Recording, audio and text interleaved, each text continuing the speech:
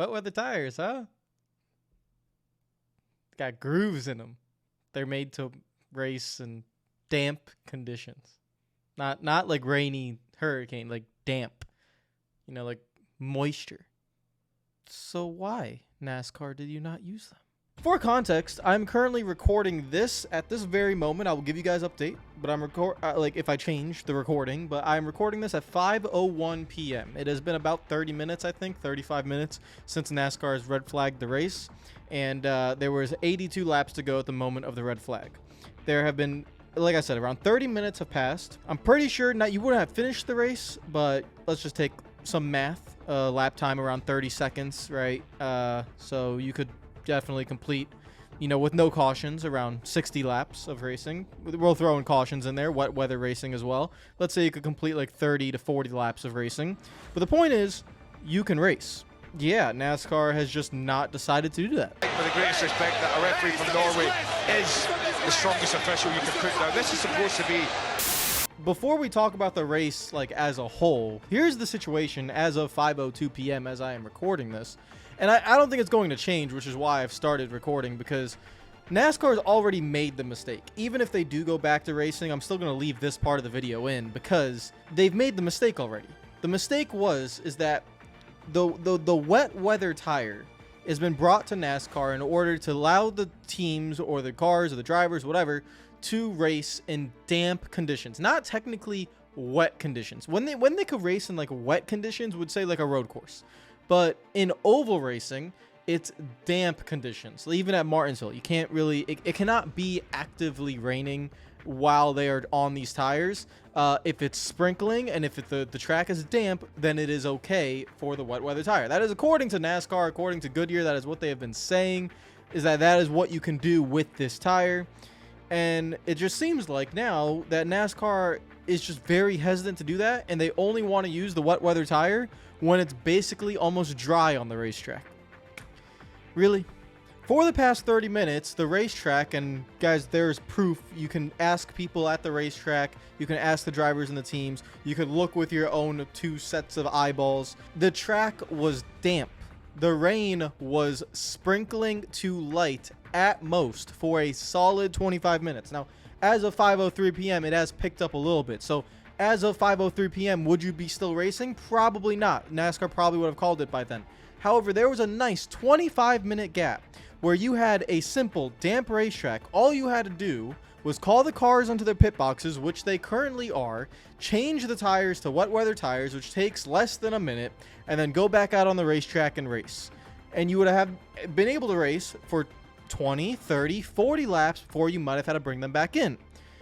Drivers would be able to tell you, like, the feedback on, like, okay, I feel good, like, this is that, and drivers will be careful. It's part of racing. Do you think that when any motorsport series goes and races on a wet weather tire in the rain, do you think it's accident free? Do you think that the drivers are comfortable?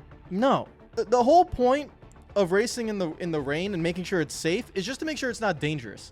What is dangerous about a damp racetrack? Not even a wet racetrack. The track is not wet. It's damp, NASCAR. It is damp. There is no safety hazard, no danger in allowing them to race with a tire that you have built for this exact purpose, which is a damp racetrack. I don't know. That was just a stupidly times 3 mistake by NASCAR to not let them race. And this is on the back of what happened in the Coke 600, that nonsense that happened there when they called it really early as well. This also comes on the back of cautions that have been called that are just not cautions. The people making the decisions up in NASCAR race control, I'm having my doubts. I am having my doubts. That's all I'm going to say. It is not looking good because there's just been a multitude of things now that have really started, not pissed me off, but I just sit there and I question, like, what are you doing? Like, are you qualified for this? Because it's not that difficult to make these decisions, whether it's a caution flag, whether it's just not calling the race in 10 minutes and trying to get back going, whether it's, I don't know, just using a wet weather tire in damp conditions. They just don't really seem qualified to understand these things, and they make a lot more mistakes than they really should. This is not baseball where it's a strike and ball, call, and it's 50-50, and I can understand making a little bit of a mistake when a ball is being thrown at you at 100 miles per hour and you have a freaking pitch zone that's tighter than a box. Like, I get it. You make mistakes. You have time and multiple resources to make these calls, and they're just messing up. It's just that they're just messing it up, and I don't understand what is going on. Like I said, as of now, 5:07 p.m., it is raining. Right now, the race, like the track is wet. It is raining. It is not under raceable conditions. What annoys me is that 35-minute period where it was under a red flag period and they could have been racing. Were you going to complete the race? Probably not. But was it safe and adequate to put stock cars on the wet weather tire and race for the fans? There was no lightning danger. The fans were in the stands and they were just chilling without umbrellas. They were just chilling. The crew members were just chilling. Interviews were being taken on pit road without umbrellas. It was fine to be racing. That is my problem. As of right now, 5:07 p.m., it's raining. They should not be racing. Very simple. There's a severe weather alert. Understandable. But that moment when they should have been racing, it doesn't make sense. You are here to race and you're here to put a product on for the people in the grandstands and for the people watching on TV. Why are you just wasting 30 minutes when you could be racing? You are just sitting there saying, oh, but there's severe thunderstorms behind it. Well, is there a lightning delay? No. Is there lightning within 8 miles? No. Is there anything dangerous about a damp racetrack? No. Do you have wet weather tires? Yes. Can you race? Yes. Do you then stop the race when the rain gets a little bit too heavy? Do you then have a button that brings out the caution within a second? Yes. Okay, then just like any other condition, let's say the racetrack was dry, right? Let's just say the racetrack was dry and rain was on the way. You don't call the caution out before the rain comes, do you? No. Unless there's lightning. If there's no lightning, if it's completely dry, NASCAR's not going to throw the caution, right? When there's no rain whatsoever. Okay, so what's the difference with a damp racetrack and it's not raining? All right, so we could just keep racing until it gets heavier and then we'll just slow everyone down, right? Yeah. Like, I don't know. That's been the protocol for the past 60 years in NASCAR. That's my opinion, right? Is that factual information that you could just, when you see and you have presumably multiple weather spotters around the racetrack letting you know if it's going to rain or not, you can just quickly hit the button like you did last week for that stupid ass caution. You can just hit the button and boom, slow everyone down. So why are you not racing? Stupid. It's just stupid. Now, I think this race is going to be called, so I'm going to go along with the race review. Okay, so this race, before Daniel Hemrick spun around in stage 2, this race absolutely sucked. Maybe that leads into my anger a little bit. I'm mostly angry with NASCAR's incompetence. That caution last week is still making me angry. But there have been a few decisions that have just made me very mad with them. And this is, going on to it. But this race sucked. And it also confuses me with this damn next-gen car because Gateway is a pretty solid race. New Hampshire is then a garbage race until you get that Daniel Hemrick caution. Why? I don't really get it. It's basically the same racetrack. New Hampshire's a little bit faster in the corners, but it's basically very similar racetracks. Why does the next-gen car perform so well at Gateway and then perform so dog water at New Hampshire? I don't get it. It doesn't make sense to me. But essentially, this race was just not very fun to watch. You had Chase Elliott leading early on. Christopher Bell comes along, and it's very simple.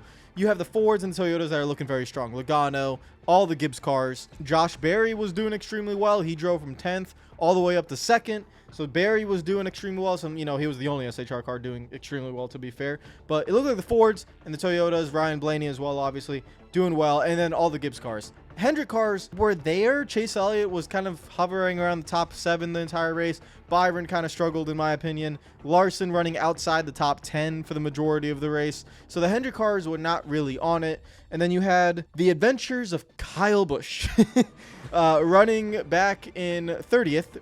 Yeah, I'm not kidding about that, literally. Austin Dillon also back there in 30th. 31st, 30th, 29th, wherever you want to be. But RCR, absolute dog water. Kyle Busch wrecking coming out of turn 2. Yeah, he just wanted to go home. I would be surprised right now if he wasn't home, if he just, just said, if they restart the race, I'm just going to go home, bye. And it's quite sad to see, actually, because whatever you think about Kyle Busch, and yeah, he's not in his prime anymore. We kind of all get that. Like, we saw that towards the end of the JGR years. He was not in his prime. He's not prime Kyle Busch. But he's not as bad as running 30th, okay? That's just not who Kyle Busch is. And so it's just RCR is absolutely dog water. And I'm using dog water as the phrase because I don't want to curse. So, you know, we already had another driver curse today on the radio, so we'll talk about that in a second. But I don't want to curse, that's why I'm using dog water. The caution comes out with Hemrick. And that changes the entire complexity of this race because it comes out right, not in the middle of the green flag stop cycle, but towards the end of the green flag stop cycle. So guys that just pitted were on fresh tires, and this kind of messes everything up with the leaders having to restart a little bit further back in the pack. Some guys taking 2 tires, some guys staying out. And so now you have a new running order up towards the front. Denny Hamlin, who was kind of at the back of the Gibbs cars, he wasn't with Bell or Truex up towards the front. Well, now Denny Hamlin's up towards the front with I think 20 lap older tires. He's restarting this race in the lead. You have then guys on 2 tires. You have guys like Michael McDowell, who's on 4 tires, but on like a fresh set of 4 tires. And it's all kind of all messed up. And the dominant guys, Christopher Bell, Marri Jr., the 2 fastest cars in my opinion, they are stuck in like 8th and 9th around that area. And with rain coming in imminently, this is when everything picks up. So the absolute boredom of stage 2, it all picks up. Everyone's like, hey guys, rain is coming. So we're not going to finish this race. We got to the halfway point, which is lap 151. We are not finishing this race. It is time to go. Everyone picks up the pace. Everyone starts losing their minds. Short track racing in New Hampshire, and it all just picks up. Everyone is just a lot more aggressive. So while this race completely sucked for the first 130 laps, that caution by Daniel Hemrick absolutely changed everything. And then it's kind of like cautions breathe cautions, but it was just a lot more aggressive on the restarts, which led to more entertaining racing, which made me a happy NASCAR fan. 2 of the guys that were running up front before this all got messed up, Joey Logano and Chase Elliott, they get together. Logano just kind of misjudges the braking zone, locks up the left front tire, gets stuck to Elliott. And something you actually don't see a lot with this car, they just got stuck. They literally just got stuck together. And so, like, Logano just couldn't get off of Elliott, and it takes both of them out. Logano's car basically completely broken, toe link bent out. And Elliott, just a meaningless bystander, and yeah, he just gets... he's probably like, what the hell is wrong with you? Well, he's just getting wrecked like for 5 seconds into turn 1. Marri Jr., who should have been up towards the front, had an awful, and I mean awful, end of stage 2 pit stop, loses every single bit of his track position, goes literally all the way back to last. And because he's back there, he then ends up in a wreck, and he hits the wall. So that was a big shame for him. So again, this stretch from that Hemrick caution to the end of stage 2, pit stops happen, Truex gets absolutely screwed, and then the strategy's all over the place because you had cars that only ran like 20 laps on a new set of 4 tires, so then they take 2 tires, some guys stay out, some guys pit, some guys take 4, 2, nothing. Everywhere, it's all over the place. Strategy is absolutely all over the place. But the guys you're looking at with a fresh set of 4 tires, Denny Hamlin, Christopher Bell, those are the 2 fast guys that you're really looking at to drive their way up to the end, or drive their way up to the front, get past the guys on old tires, and try to win the race before the rain comes. However, when you saw those cautions coming out, I think there were about 2 to 3 cautions before, you know, stage 2 ended.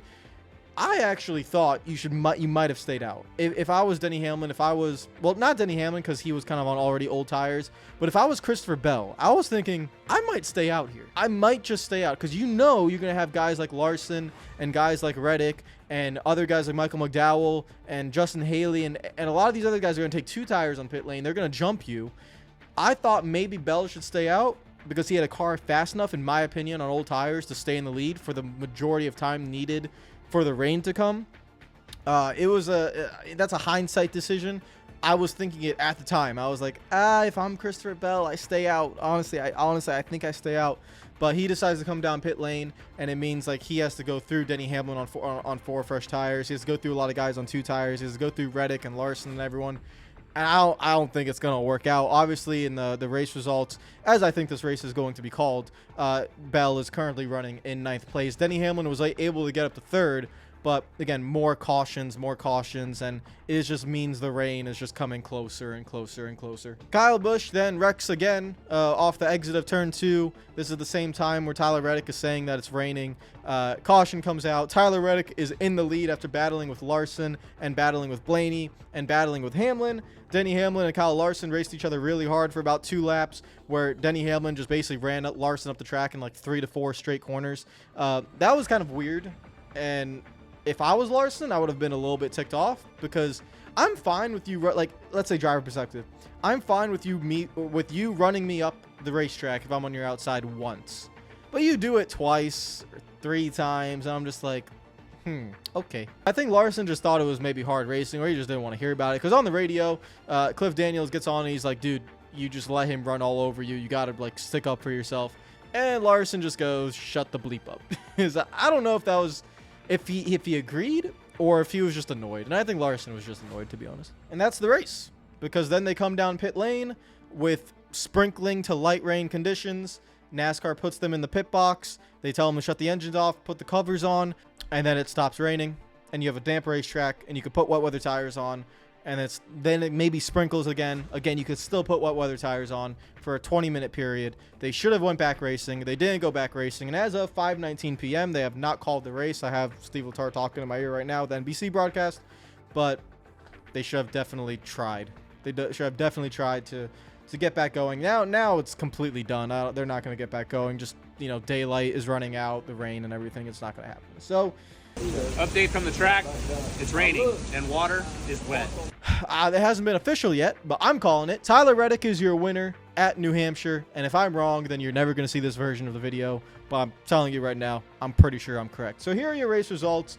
Tyler Reddick, Ryan Blaney, Denny Hamlin, Gilliland, Haley, McDowell, Larson, Cindric, Bell, and Gragson round out your top 10. Now you might be wondering, that's not a lot of guys I talked about in this race. Where's Truex? Well, he wrecked. Where's Bell? He's in 9th. Where's Logano? Wrecked. Elliott? Wrecked. But where did guys like Larson, who ran outside the top 10 all day, McDowell was up there, Justin Haley and Todd Gilliland in 4th and 5th. That's the strategy that I was talking about. These guys were able to, with the cautions, they were able to pit back there, flip the strategy on its head with rain coming in, take 2 tires on pit lane or stay out, and they were able to stay up there and get great track position. So that means guys like Cindric gets a great result. McDowell, Haley, Gillen get great results. Blaney was, got up to 2nd, which is not where he was running most of the day. Reddick wins the race. Reddick, we didn't talk about. He was not up there battling for the lead. So Noah Gragson as well in 10th. A lot of these guys flipped the strategy on its head, banked on the rain coming. Guys like Truex, Denny Hamlin, Joey Logano, Christopher Bell, Chase Elliott, they get all the bad end of the stick because they, were running up front the majority of the day, but they were not able to flip the strategy as they were just having to do what they had to do, which is expect the race to go a little bit farther than you think it is, and that is what happens. Ty Gibbs, Harrison Burton, Chris Buescher, Bubba Wallace, Ross Chastain round out your top 15. Some notables: William Byron in 16th. You have Austin Dillon 19th. Josh Berry really deserved a lot better, but Berry got in an incident with, I think it was Corey LaJoie, and he hit the wall really hard and fell back. Obviously, we talked about Elliott 21st, Keselowski 22nd, and the rest of your results of Truex back in 27th, Kyle Busch in 30th, and that is basically it. Alex Bowman finishes in last with a blown motor, which is, again, not usually what you see, but we saw that with Denny Hamlin not too long ago, and we see that with Alex Bowman, so kind of rare nowadays to see blown motors, especially to a JGR and a Hendrick car in the last few weeks. And then you have the point standings, which I have on my phone. I think I'll put it up here on the side of the screen. Point standings as they currently run, if this is called official. You have Tyler Reddick with, I think, another win. They don't have him credited here with a win, but he will have another win. So he should have 2 wins, 13 playoff points, if I'm correct. And then you have Truex 127, Chastain plus 78, Gibbs plus 77, Bowman with the blown engine goes down to plus 49, Buescher plus 32, Bubba Wallace is above the cut line now because Joey Logano ended up wrecked out, so he's now minus 10. Logano should be able to make that up, to be honest. Kyle Busch just wants to go home. He's miserable. Briscoe and Gilliland. And Todd Gilliland 20th is actually honestly fairly impressive. And yeah, that was New Hampshire, a race that I didn't think we'd have a lot to talk about, but then once that Hemrick caution comes out, it really picks up. And then NASCAR being NASCAR, and they just, in my opinion, made a stupid decision. If you can go race, this is where I'm gonna end it. If you can go racing and it's safe, if those are the two options, you can go racing and it's safe, then you need to race. There's no, oh, but there's weather on the way. Oh, but we're trying to get a full race in. Then race for the 20 minutes so you have less laps to complete when you have less daylight towards the end. Like, you know this severe weather is coming. Race. Go. Try. You have the wet weather tires. Just stupid. Stupid on NASCAR race control's part. It does not make sense. And this goes back from the Coca-Cola 600 and what they did there. It goes back to the idiotic caution calls I've seen throughout this season and last season sometimes, where they just are so trigger happy to bring out a caution for no reason. I just don't know why. And then you have situations like this as well. It's just really, it's getting really frustrating. So yeah, not the greatest of races. Got a little bit entertaining towards the end, but really just annoying. Just really annoying. But congratulations to Tyler Reddick on your win. As of 5:23 p.m. It is still not official, but congratulations, Tyler Reddick. You have won in New Hampshire, and we'll get this uploaded. And if I'm wrong, then oh well. But guys, it's over. They're not going back to racing. Take care of yourselves. I will see you guys tomorrow. Follow me on Twitter, Instagram, already. Subscribe for new. Hopefully you guys are all having a great day, and I will see you guys tomorrow. Peace out.